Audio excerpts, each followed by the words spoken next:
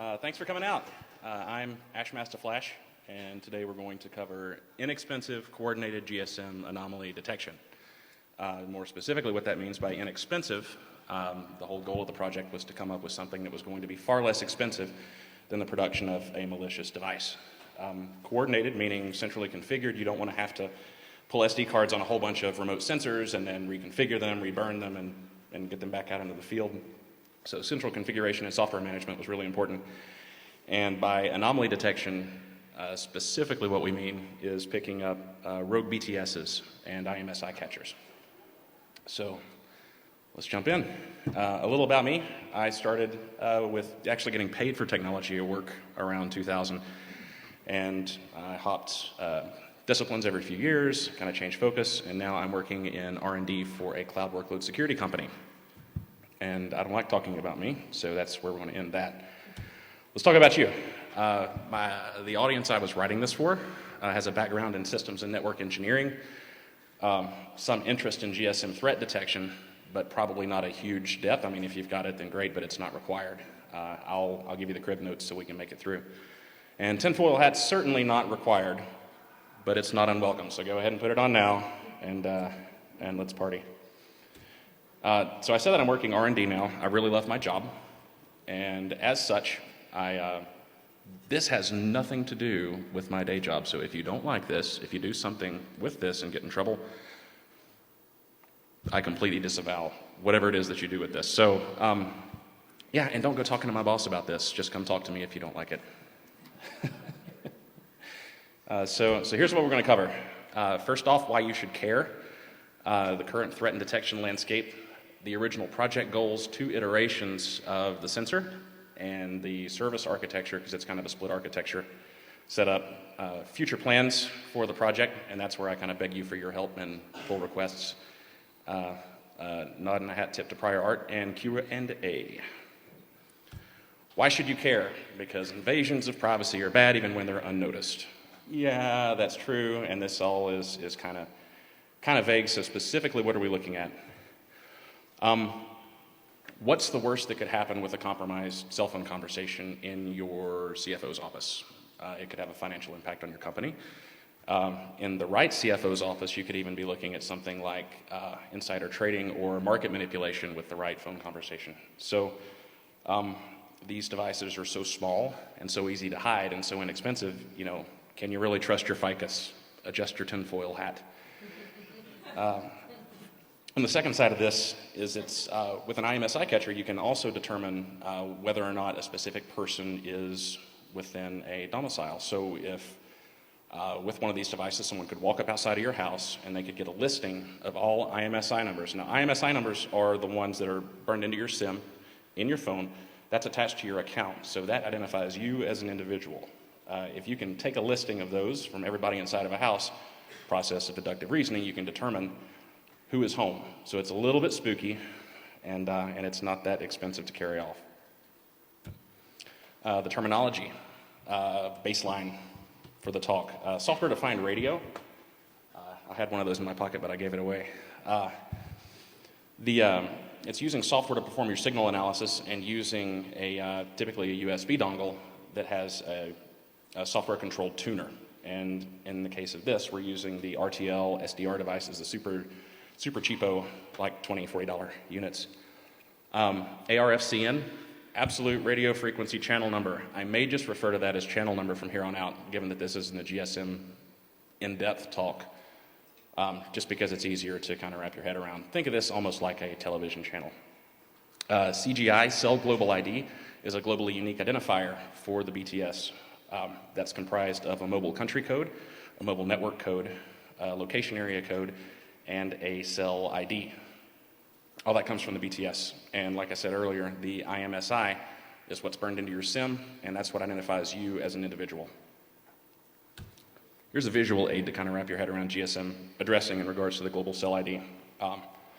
Every mobile country code has a number of subordinate mobile network codes. Within that, you have multiple location area codes, and within that, you have multiple cell IDs.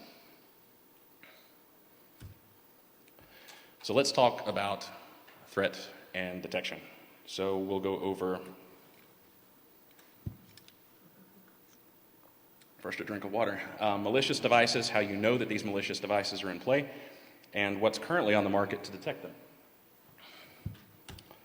So a hacked femtocell is a trusted part of the provider's network. We saw some really good talks in DEF CON 21 about hacking femtocells for the purpose of honest IDS and also for some nefarious purposes. With a hacked femtocell, you can gather IMSIs, and you can also record phone calls and SMS traffic that are going across it. Your phone has no idea if it's good or evil. Your phone is just going to attempt to attach to it. And Evil BTS, Evil Socket had a great blog post on how to build one for very, very cheap. And ham hands for scale. This is the size of the SDR that's necessary to build a, now you could kind of see how this could fit in your ficus, right? So, and that's the largest device in the system. So that, coupled with a Raspberry Pi 3, you can build an Evil BTS and record phone and SMS traffic. Again, this is the same case with the femtocell. Your phone doesn't know if it's good or evil, it's just going to try and talk to it. That's a GSM thing. So, indicators of attack. How do you know when something weird's going on? ARFCN, remember? Think of it like a TV channel. All of a sudden, if a channel goes loud over threshold, this is something you determine by a short period of observation. So you can set a threshold, alert when it gets over that. ARFCN outside of forecast, you can use, here's spoiler alert, we're using graphite in part of this, and graphite has Holt-Winter's algorithm built in so that you can have a confidence band over time. And so if something that's typically low but all of a sudden gets a little bit louder, it may not be a threat to you, but it may be something nearby. A channel all of a sudden getting louder may indicate that someone's trying to broadcast on the same channel. Unrecognized cell global ID. There are databases you can download with the GPS coordinates and all the metadata for these cell global IDs, and it's useful for determining your location. If you don't have a GPS chip, you can kind of make that determination based on where the tower is. Gratuitous BTS reassociation. This is something that you would determine by observing the behavior of a cell radio. And if all of a sudden you have a stationary radio that starts associating to another BTS or a bunch of other BTSs, typically for a standard or a stationary radio, you're not going to see a lot of that behavior. If you're walking around, it's supposed to happen like that with your cell phone, but if it's sitting in one place, you really shouldn't be hopping towers a whole heck of a lot. And if you have the GPS location of a tower by the cell global ID, and the BTS is broadcasting a cell global ID of something that should be in, say, Orlando, if that cell shows up in Vegas, either someone's absolutely awful at their job of configuring BTSs, or it may be something malicious. So current detection methods, both Pony Express and Bastille Networks have an offering of which this is a subset. Open source options. Fake BTS is a really cool project. It served as the original inspiration for this. It's a collection of shell scripts that use Wireshark and AirProbe and calibrate to make a determination as to whether or not you have malicious nearby cells. The Android IMSI catcher detector is software that you install on your phone itself, and it interacts with your cell phone's radio to determine if there's any sort of anomalous behavior. And FemtoCatcher is very close in function to the Android IMSI catcher detector, but it's specifically for catching femtocells, and it's really only effective for phones on Verizon Wireless's network. The original project goals. It's Vegas. I think it's okay to ask for what you can get for $100. So, so that was the goal, is see if I can get the target price under $100 for the first iteration. I wanted a low footprint. For the raw materials, I wanted it to be at least as small as this. And functional targets, I wanted to be able to pretty much use the indicators of attack as a metric on whether or not I would be successful detecting rogue BTSs. And centrally managed software and configuration. That was really important to me because I have really big hands, and it is such a pain to actually get those micro SD cards into the right slot in a Raspberry Pi, and I've lost so many and gotten so frustrated having to crack the case back open to get my, I didn't even want to screw around with that. I wanted to be able to drop this thing under a desk, behind a ceiling tile, pretty much wherever you might find a malicious device. I wanted to drop this thing so that you could get good local coverage inexpensively and not have to touch it again. In the process of this, I collected a lot of hardware. I had a Raspberry Pi 2, a logarithmic antenna, a couple of Odroids, a C1 Plus and an XU4, a galaxy of red and blue and green and orange LEDs, an Intel NUC, an Intel Edison, a GSM modem, a handful of RTL SDR devices. I didn't really need all this stuff, but when you get locked into a serious hardware collection, the tendency is to push it as far as you possibly can.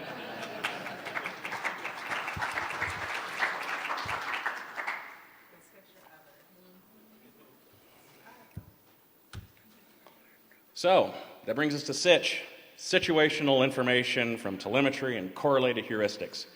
And I definitely started with the acronym side of that before I came up with the words to match. So this is the first iteration of the sensor. I had an RTL SDR device. I wrote a wrapper in Python to get that into structured data using Calibrate. And all of that feeds into the main process. Also running GPSD to pull accurate GPS readings from a GPS dongle. Using logstash4 to forward scan logs. Since we have it in structured format, it's pretty easy to drop the file, and logstash picks that up, shoots it off to logstash, Elasticsearch, all that good stuff in the cloud. And I was using a tool, Python tool called Graphite Send to send all this stuff over an OpenVPN channel up to a Graphite instance for tracking time series measurements, which was it was effective enough. I talked Verizon into sending me a femtocell to set up in my apartment, and when you start it up, I mean, they never really consistently start at the same speed. Sometimes you'll be waiting for 40 minutes for it to get a GPS fix, but when it does go live, it's pretty plain to see. Honestly, this graph is a little bit smoothed out. It's normally spikier than this. I went back in history, and Graphite had already kind of smoothed things out for me, but it's very clear, very apparent when this stuff goes live. Because it gets very loud and your phone attaches to it, and then ta-da, you're on a part of Verizon's trusted network. So remember that slide earlier? Here it is in table form. So these are our functional targets. ARFSN over threshold is a big yes, as well as ARFSN outside of forecast. But the tool that we're using called Calibrate, what it does is it produces a list of channels, nearby channels, and gives you a power rating.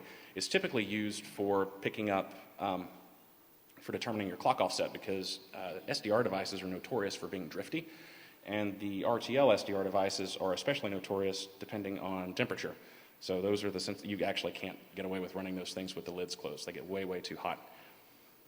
And the price was $100. Like, it was right at about $100. Not counting the case. I mean, the case was kind of necessary for the trip out here, but just the raw components you can get for about $100, and it's pretty effective. The problem is you're looking at about 7 minutes worth of resolution, so it takes 7 minutes to scan 850 megahertz GSM using a Raspberry Pi 2, and you can actually have kind of a pretty important conversation in less than 7 minutes. So, good first iteration. I was thinking, this actually happened after I submitted my CFP. I was able to kind of prove what I was thinking. And so this is like late April, and I was thinking, I could kind of roll with this, just write on this, and maybe it'd be fine and cool. And I started looking at the source code, and I was really, really not happy with it. It was pretty horrific, and that's just not me being self-conscious. There were a few problems with this. So what's wrong with Mark 1? Main was single-threaded. And when you're pulling data from two separate devices, you can end up with some interesting situations if you've got to wait on your GPS to get a fix, and then you do your 7-minute scan of 850 megahertz GSM, then it's this sort of additive problem. You can really end up with some kind of ridiculously long scan times, especially if you're indoors trying to get a GPS fix. Another thing I didn't like is that there were two secure channels for delivering the information. It's inefficient, it's just more crap to manage, and I really kind of wanted to reduce those to one encrypted channel. So now I'm going to start the demo, and I'm going to start it early in the presentation because it takes this stuff is kind of bandwidth dependent. So I'll explain a little bit more about that. Check this out. Is this thing on? All right, so this has got a RTL SDR device, a GSM radio, it's a Raspberry Pi 2, and just some stuff to support that. So, and this thing's being provisioned from zero using the orchestration stuff I was talking about.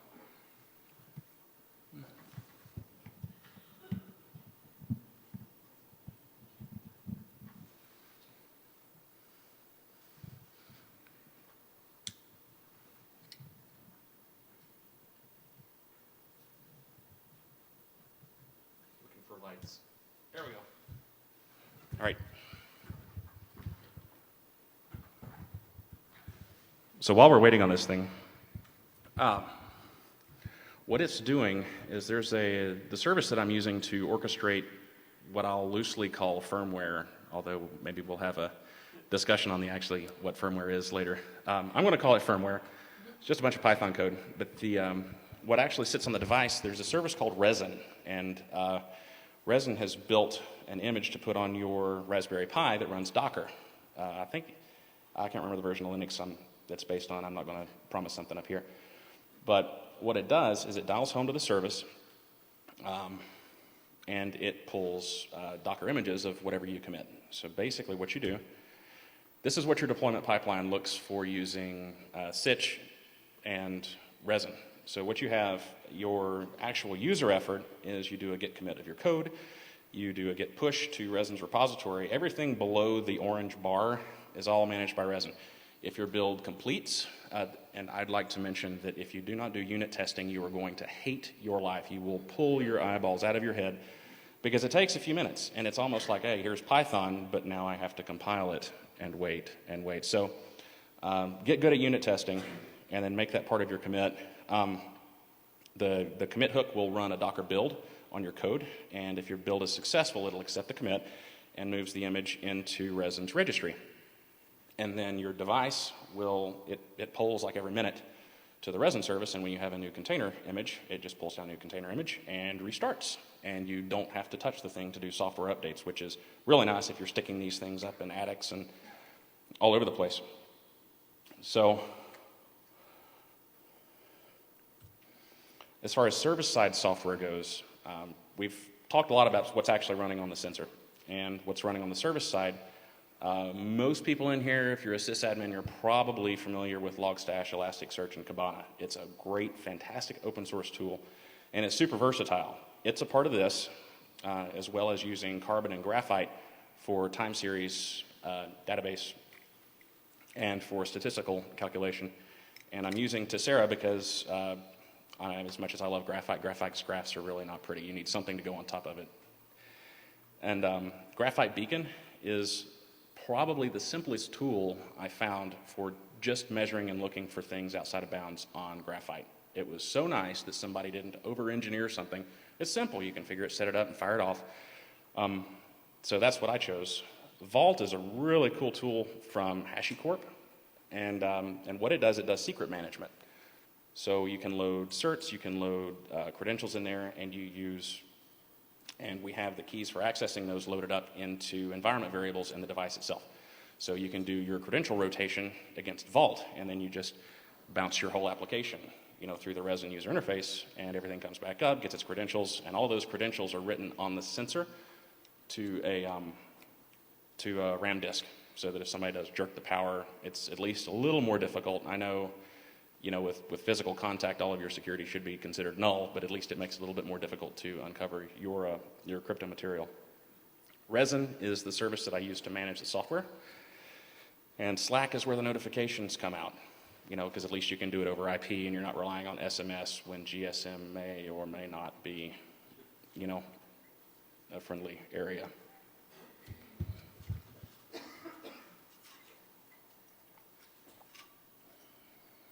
So on the service architecture side, the first thing the information hits is the inbound information processor. What that is in this case is Logstash.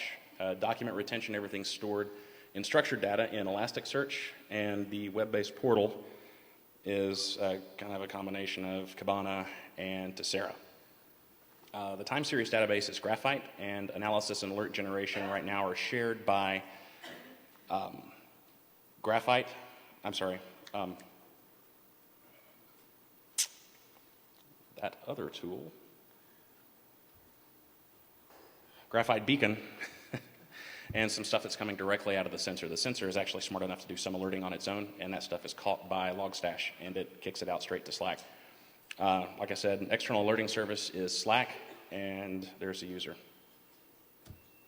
So the intelligence feed, if you're going to make a determination on on the location of all of these GSM towers, you don't want to do your own site survey and then compile your own database. You really kind of want to look and see if somebody else has already done that. The Open Cell ID database is out there, and it's super useful. The only thing I think it didn't contain that I really wanted was the carrier name, because you can make that determination using the MCC and MNC parts of the Cell Global ID. So thank God for Twilio and their free pricing API, because you can just pull all of that stuff down. API key is free. And the way that this works is it's all because once you start using Docker for something, you just want to use it for everything. And so I have this Docker container that I can run as a job. And it goes out, it pulls down the OpenCell ID database, it merges that with the information in the Twilio pricing API, and it throws this stuff out into files based on MCC. The reason that's sliced up is because that database file is so huge that you want to have this kind of broken up, and knowing the country that you're operating in, you should be able to determine the mobile country codes that you need to be downloading for. So it reduces the download size, but truth in advertising is, as much as I want this live demo to work, it is a lot of information, and maybe or maybe it won't be able to download everything in time. If it doesn't, I've got a video, and I'm sure this probably wouldn't be the first time a live demo fell over at DEF CON. So, oh, if you insist.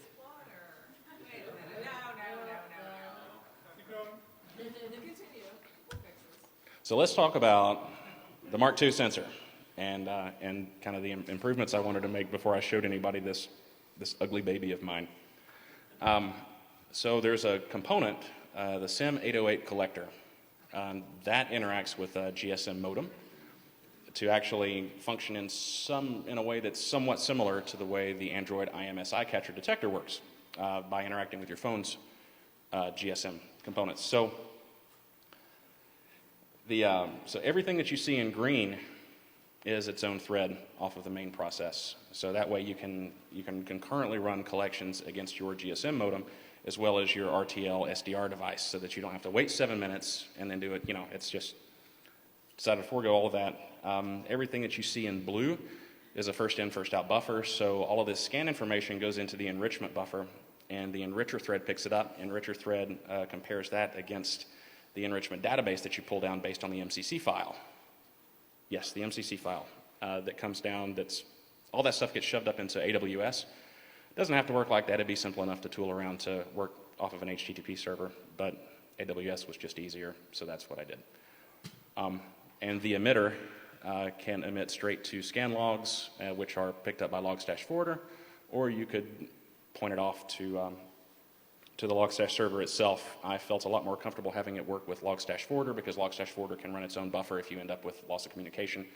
It just seemed like the smarter thing to do to not have everything just pipelined up in memory on one of these small little devices. And everything goes up to Logstash over that single channel, no longer using OpenVPN. And Logstash has some great output plugins that you can use to take that structured information that's coming in and spit it right out to Graphite. So kind of coalescing those two paths was super, super, it just makes things seem simpler to me. So this is kind of a block diagram of what goes on inside the sensor. For a calibrate scan, everything goes, it goes into the enricher thread, or enricher thread picks it up from Q, and it can fire alerts on its own based on a threshold that you set in the environment variables in Resin. Resin is the service that manages it, pushes out environment variables for running your program. So you can set a device-specific threshold depending on where in the building it is, because you don't want to set the same. I mean, that wouldn't work. And it also sends individual events or individual structures for ARFS and metadata and the original scan document containing your timestamp, all that other good stuff. Gets a little more interesting when you start pulling from the SIM 808 module, which is your GSM modem. The enricher thread gets it, does a comparison against the enrichment database, which is kind of sizable, but it does do a little in-memory caching for a little while, just so you don't have to keep hitting disk for everything that comes through. And it can do alerts on changes in the primary cell global ID. It can do alerts on the cell global ID not being in database, and it can also do alerts on the cell global ID not being in range based on the geolocation that's coming down through the feed. What I kind of want to draw your attention to is this calculation is actually happening on the Raspberry Pi. So the idea is that you should be able to stand this stuff up and have a fairly small compute overhead compared to some other services, because a lot of the compute's happening on the device itself. So doing stuff like geospatial calculation and stuff like that, you don't have to do all of that stuff, because something I failed to mention earlier, remember I said that there's about a 7-minute delay on getting results with an RTL SDR device. When you throw one of those little GSM devices into engineering mode, it's every few seconds you get a list of all of your nearby cells by preference according to the GSM. So the RTL SDR device is more of an objective observation. I see these channels, here's the power, but you're interrogating the GSM modem actually tells you what it prefers. So the stuff that's a little more GSM heavy, of why do I prefer this tower over another, takes care of all of that, and you can just query the GSM modem and ask it, what do you prefer the most? And you can tell when your primary changes, and you cut the resolution from around 7 minutes down to just a few seconds. Woo! So this is what you see in Slack when after the thing gets started and gets warmed up. These alerts are for things like not being in the feed database, other stuff like that, and you also get alerts for graphite beacon when you have problems with anomalies being detected when things fall outside of the forecasted expectation for your time series measurements. So here's where we return to the demo and see if these things are actually going to behave for us. So I don't think I get a drum roll up here, but I hope the anxiety is palpable.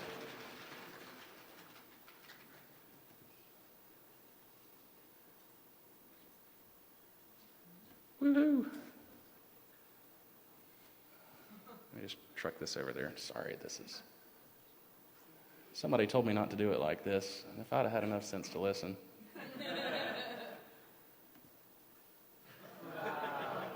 What? All right. Yeah, thanks. I probably need that.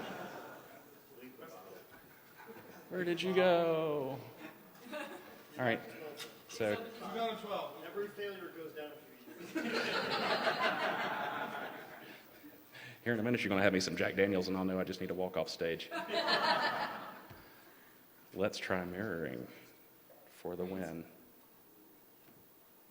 All right, can you see that? Okay, so it actually was able to download all of the feed database and everything. I'm going to take a drink. Live demo, y'all. No Patron for you. No, we don't want that. All right, so this is what it looks like in resin. And with resin, you can truth in advertising. One of these I plugged in the speaker's green room just because I was afraid that it wouldn't have enough time to download all of the things. And the one that I plugged up a few minutes ago, let's see how far along it is. This one's called Misty Mountain. Isn't that beautiful? Okay, so, yep, still downloading. Depending on bandwidth, it can take a little while. The initial download, so you've got a couple of minutes at the beginning. When you pop in the SD card, it reformats it to work right for Resin's operating system. And then it dials home to Resin's service, and it starts pulling your Docker image down. This is actually a lot smaller. Originally, I tried doing this with GNU Radio, and oh my God, that thing is a monster. So you start dealing with image sizes over 2 gigs, and Raspberry Pis struggle with it. It is my hope that someday that I can get GNU Radio trimmed down enough, because I think that, and especially the GNU Radio GSM project, Peter Kreisig put that together. So if you're looking for something fun to play around with, I highly recommend that. I was hoping to get that originally worked into this, but I think ARM's going to have to get a little bit more powerful with the stuff that you can buy off the shelf before we'll actually be able to get GNU Radio working at least the way that I need for this project. But check out GRGSM if you have a minute. It's some awesome stuff. Now let's go back to the working sensor.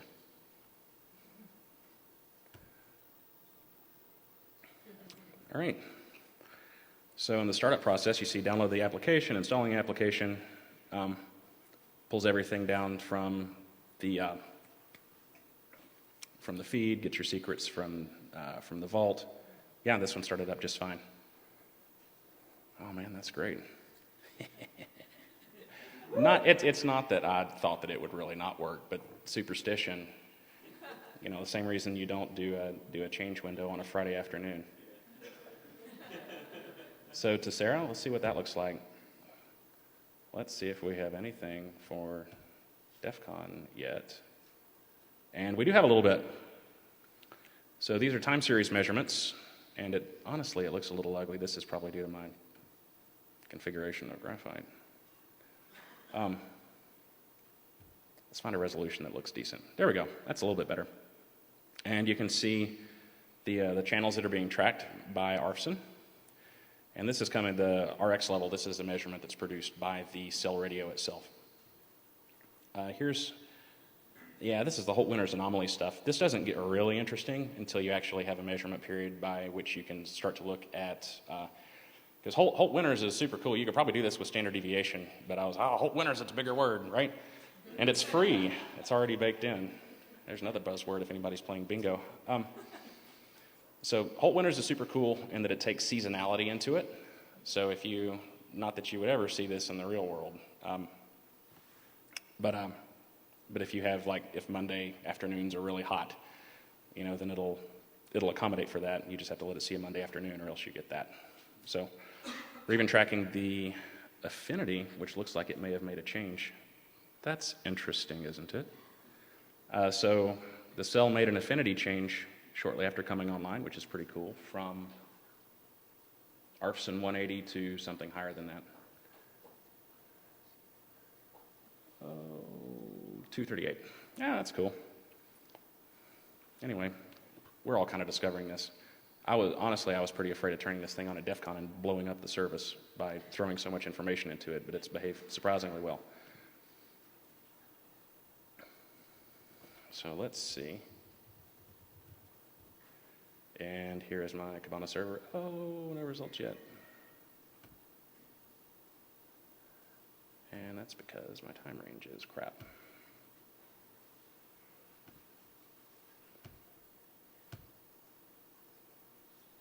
All right. There's that. Let's trim that down a little bit to 2 hours. And there you can see we started getting stuff coming through. And scans of all type. And this is all structured data, so if you wanted to build something on top of it just to interrogate Elasticsearch and pull these results out, go nuts. All this stuff is going to be released open source after the talk. So I hope that somebody out there enjoys this thing after how much time I spent doing it.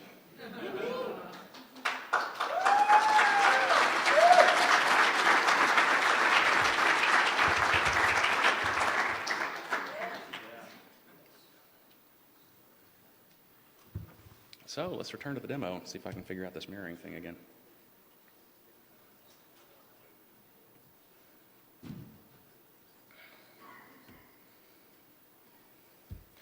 All right, so summary of Mark 1 and Mark 2 functionality. So like we discussed earlier, ARFSON over threshold and outside of forecast worked great with the first one. It was just really slow to return results. 7 minutes, you've already told them your stock trading tips, and somebody else has them too. With the Mark II, we hit all of our objectives. ARFSON over threshold and outside of forecast, of course, because we were still using Calibrate. unrecognized cell global ID. We're able to pick that up. Gratuitous BTS reassociation, able to pick that up as well. BTS detected outside of range, you can do that as well. And the price was $150. So considering that this, if you buy this at list price, not the price, like they've got a great deal in the vendor booth, you should all go and buy one. These are so expensive, and they've got a great deal running in the vendor booth. They didn't pay me to say that. But with one of these, yeah, I think you're looking at maybe around $600, $650 with this, a Raspberry Pi, a GSM radio. You can build an Evil BTS for about $150. You can build a sensor to detect when these things are around. So the original goal of having something that was easy to deploy, you know, something, I mean, you just pop the SD card in, make sure everything's plugged up, you ship it out, plug it up wherever, and leave it alone, let it collect its stuff. To have it less expensive than the evil devices, I'd call it a win. So there's that. Going forward, this is what I kind of like to do with it. Automatic device detection. Something I shielded you guys from was all the environment variables you have to configure. Some of them you want to have to configure, you know, like what is the, you know, the key to retrieve all of my information from Vault, right? You don't want just your certs just hanging out there. So there's that. I'd like to do device and service heartbeats, because right now that's something that you just kind of have to infer, because you'll start getting graphite alarms. But it's really something you just have to infer. I'd like to get more specific with that. GNU Radio, like I said earlier, I would love for GNU Radio to be the core of this if I could figure out a way to make it run quickly and honestly to run it all on a Raspberry Pi, because running that sample rate and doing GSM processing is pretty intense. But if you do go pure SDR, then not only GSM, but you can start playing around with ADS-B broadcasts from aircraft, looking up FPV drones, all sorts of fun stuff. And maybe even running connectors for Ubertooth 1 and Yardstick 1, because those are some kind of fun things to play around with. And if you never have to touch the thing except to install new hardware, why not, right? So here's a hat tip and thanks to our prior art. DIY cellular IDS and traffic interception and remote mobile cloning with a compromised femtocell. That served as the original inspiration that kind of got me thinking in this direction, because you can get a femtocell for $250, or you can social engineer one out of Verizon for pretty. I've been with you guys for so long. If that argument has never worked before, it worked for me. I've been your customer for so many years, and I have crap reception in my little apartment. So $250 or $600. It's pretty cheap to be able to do some positively evil things. And last year, Duck Kahuna and Satan Claus put on a great intro to SDR in the Wireless Village. It was a one-on-one track that I really enjoyed and kind of set me down the road of trying to figure this problem out. Fake BTS served as the original functional inspiration for this, kind of the interaction between Wireshark and AirProbe, and unfortunately, it's a little too intense to run on ARM, so that's why I kind of had to write my own little hack together thing. And how to build your own rogue GSM BTS for fun and profit. Simone Margaritelli, thank you. If Evil Socket is here, I want to buy you a beer. If you're not, I owe you one. It was a really well-written blog post on how to simply set up an Evil BTS using one of these and a Raspberry Pi 3 and a battery pack and a GSM radio, and that helped me to kind of quantify the price and the footprint and ease of access for parts. So thank you, Evil Socket. That was a huge help for this talk and gave me a really good solid target to shoot for. Thanks. GNU Radio is, as much as I wish it could have made it in here, it actually worked pretty well on the Intel NUC, but those things are kind of pricey. You were not going to beat anybody on price using an Intel NUC. But GNU Radio runs pretty well on that for this purpose. And Peter Kreisik was really helpful, helping me to get up to speed on the GSM stuff, and calibrates the core of this. And without Calibrate, it really probably wouldn't work very well. So hat tip and thanks to all of the prior art. And thanks to all these fools. John Menerick made a not small investment in test hardware. He was one of my first beta testers. So John, if you're out there, thanks a bunch. Maybe not. Gillis Jones, super helpful. Great advice. Christian Wright and Dave Doolin suffered through this thing. And there were a lot of silent contributors who didn't necessarily want to be associated with a DEF CON talk. Well, I don't know why. I have no problem with it. But I got a bunch of really useful information on GSM networks from some really helpful people in the background. Anyway, we can do Q&A now, or we can take it off stage.